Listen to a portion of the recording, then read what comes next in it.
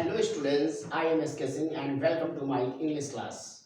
Today I will discuss analytical paragraph. So how to handle analytical paragraph? Analytical means analyze करना. Analyze करना मतलब किसी passage को पढ़ के समझना, वो क्या बताना चाहता है.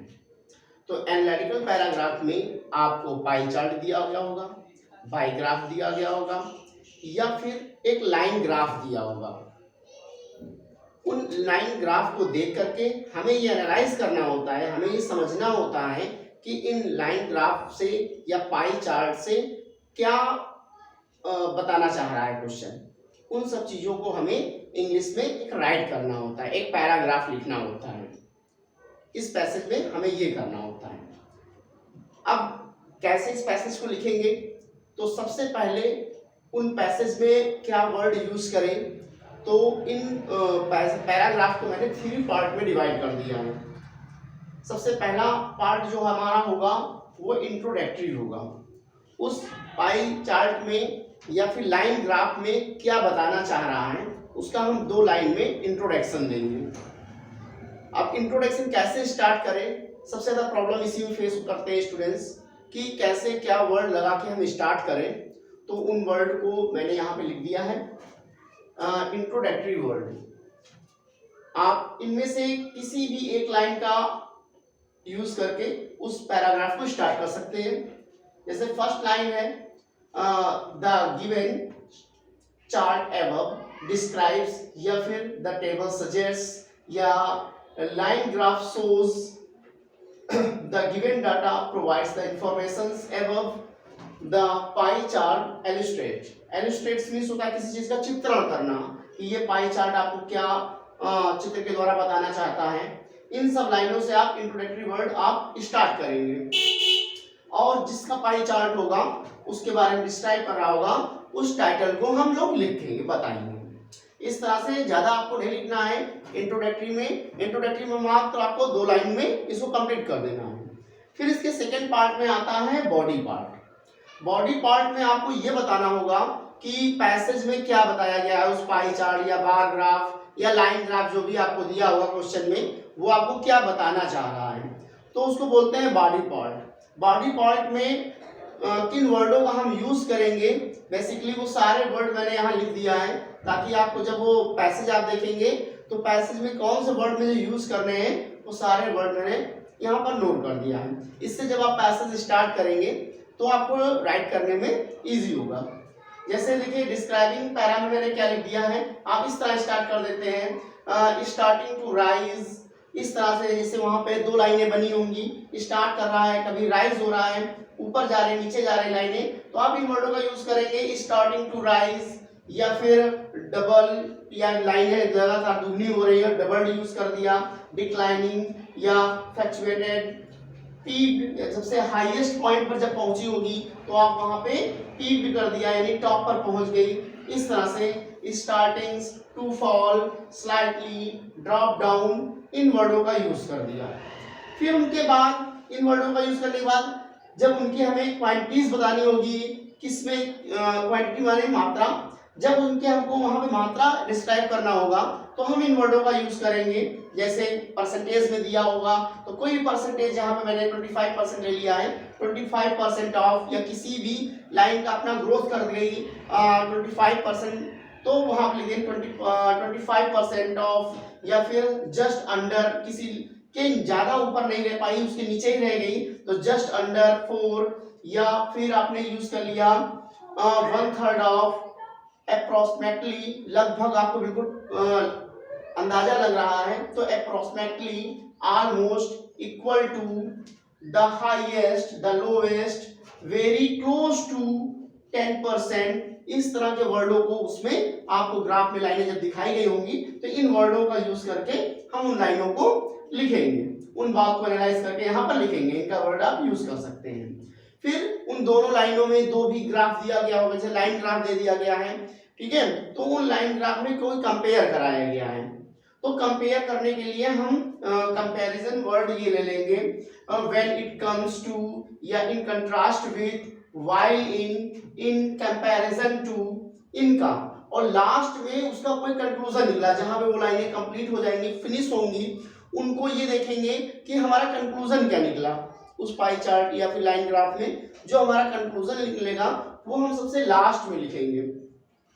लास्ट में कंक्लूजन के लिए हम ऐसे लाइनों को कर सकते हैं ओवरऑल, यानी जो भी आपने एनालाइज किया उसके बाद आप यहाँ पर कंक्लूजन ऐसे करेंगे ओवरऑल या in a nutshell for the chart given.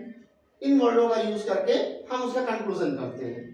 अब इन वर्डों को कैसे हम यूज करेंगे इसके लिए हम आपको एक एग्जांपल देते हैं, उस एग्जांपल को देखेंगे और फिर उसके बाद इसको एनालाइज करेंगे और इसी तरह दूसरे भी क्वेश्चनों को हम लोग करेंगे। तो देखते हैं इसके एक एग्जांपल को।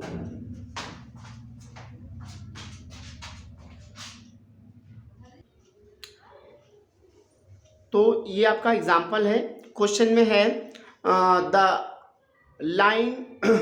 the given line graphs provides informations about the changes birth and death rates in Canada between 1945 to 2045. Or write an analytical paragraph summarizing the informations. Make comparisons in 100 to 120 words. यानी कि आपको 100 से 120 words में इस passage को complete करना है, paragraph में कंप्लीट करना है। तो जैसा कि मैंने आपको बताया था लाइनों को किस तरह स्टार्ट करना है, तो देखिए यहाँ पर मैंने उसका आंसर में कुछ क्लू दिए हैं। देखिए किस तरह आपका ये आंसर स्टार्ट होगा। जैसे स्टार्टिंग के लाइंस हैं यहाँ पर, ये इस तरह से यहाँ पे लिखेंगे द ग्राफ शोज।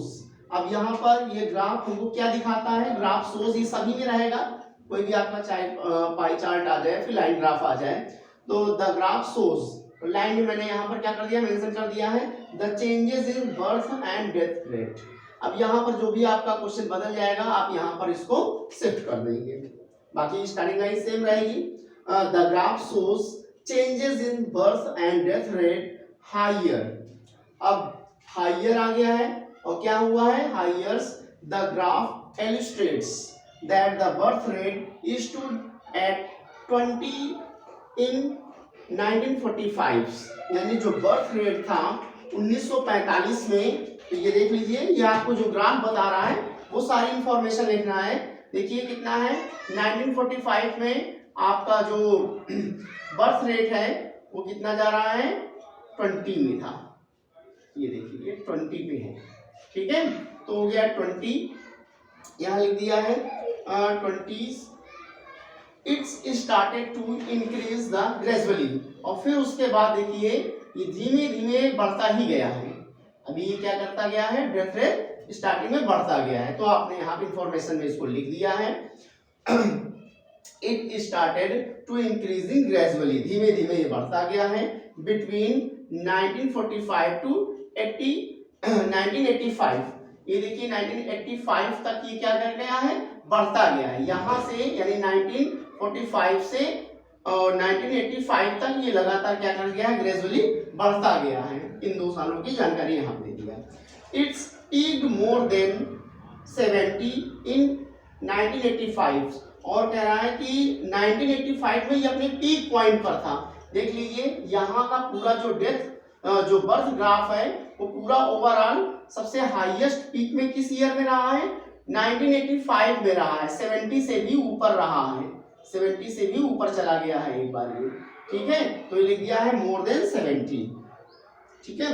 तो इतना, फिर इसके बाद ये सब चीजें बताई गई। फिर इसके बाद आगे इन्होंने बताया है higher the peak the fluctuated. इस बीच ये क्या रहा है, थोड़ा कम ज्यादा भी होता रहा है। फ्लक्चुएटेड मींस क्या होता है, बढ़ना घटना।